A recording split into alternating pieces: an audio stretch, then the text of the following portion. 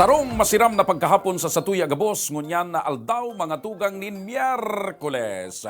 Pet sa 6 na mga tugang sa bulan kan Hulyo 2022. Uy, garo sulo manggiraray ako ngunyan na aldaw na inin Miyerkules. Si partner garo napapalaban na. Napapalaban o may hilang-hilang si partner. Dahil magparalelo partner, magbalik ka na. Mga tugang, ngunya na pagkaldaw tabang medical kita. And syempre, may maklaim nin tablet. Digdi lang yan mga tugang sa tabang ora mismo kan Ako Bicol Party List. Katabang na kasurog pa, kasabay ang Action Call Center. Syempre, bago kita magpasiring dyan sa tabang medical, may birthday ngunyan digdi, may kumplianyo. Happy birthday, muy simpatiko, iguapito, Nico Gianfranco Adilye. Yun yung pinakakilabot, kilabot na inapod.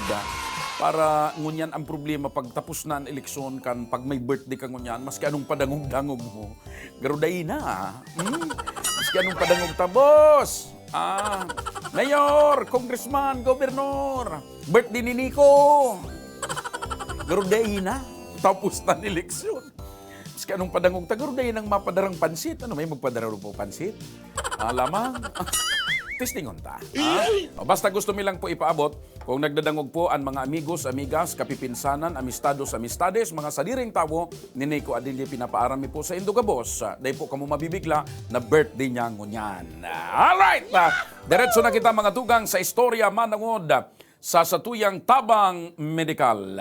Ngunyan pong aldaw ni Miyerkules, dinayo po kan tabang ora mismo ang sarong kunyan, sarong breadwinner na sultiro, mga tugang, mga kabarangay, mga kabamayan, duman sa lugar kung saan siya maduman. Hanggang ngunyan ay pa nakakabuhat. Sa istorya yan, mga tugang, na-aksidente pala ini, tapos nakumatos. Hanggang ngunyan, day pa po nakakabuhat. Aramon ta ang istorya ni Aika Perry. Para sa pamilya Bello, kahit na medyo masakit pa ang nangyari, ay pinagpapasalamat na nila ang araw ng Hunyo 29. Sa araw kasing ito, natuldukan na ang magdadalawang buwan nilang pamamalagi sa loob ng Bicol Regional Training and Teaching Hospital. Katuwang ang Malasakit Center at Ako Bicol Party List na isa katuparan ang kahilingan ng pamilya na makauwing ligtas sa Irosin, Sorsogon. Mismong ang ambulansya ng Ako Bicol Party List ang naghatid sa pamilya.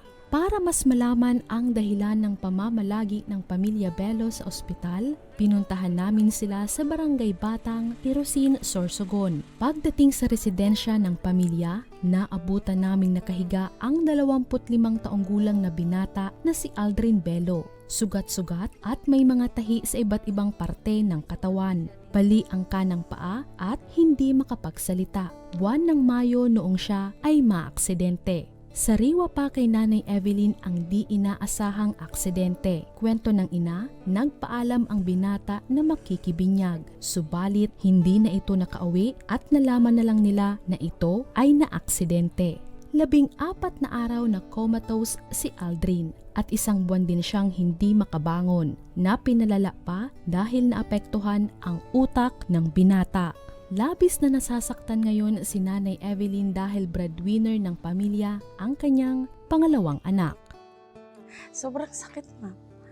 Kasi sanay ako na masaya siya. Kahit hindi naman po naalis na magkakapatid ang nagdidiskusyon, pero po magkakasundo sila sa nagkakatuwaan kami rito para lang kayo magkakapatid. Isa ganito po, nakatali po ako sa bahay para alagaan siya. Kung sa sakit, ma'am, hindi ko ma-explain kung saan nanggagaling ang sakit. Hands-on ngayon si Nanay Evelyn sa pag-aalaga sa kanyang anak. Laging sa tamang oras ang pagpapakain at pagpapainom ng gamot. Dahil dito, napilitang huminto si Nanay sa paghahanap buhay kung saan ay isa siyang all-around helper. Sinariwa rin ni Nanay Evelyn ang naging problema niya noon na nasa loob pa sila ng ospital dahil sa mga patong-patong na bayarin. At dahil kaagapay ng bawat Bicolano ang Ako Bicol Party List, sinagot ng Ako Bicol Party List ang hospital bills, rason para makauwi na ang pamilya. Bukod dito, inabot din namin ang food packs. Kay Congressman Saldico, Salamat po sa tulong na naibigay ng Ako Bicol Party List kasi po nabawasan ang problema ko. Unang-una po sa bill namin. Di ko po akalain na bibigyan ako ng Ako Bicol ng ganong halaga, 150,000. Kaya labis po akong nagpapasalamat sa Ako Bicol. Sa inyo po, sa lahat na ng Ako Bicol. Kasi hindi ko inaasahan po yun. Ang paghatid po sa amin dito sa bahay namin kasi po malayo ang Irusin sa Legazpi. Malaking tulong po yun sa amin, kabawasan po sa isipin ko. Saka sa dinadala kong bigat sa dibdib.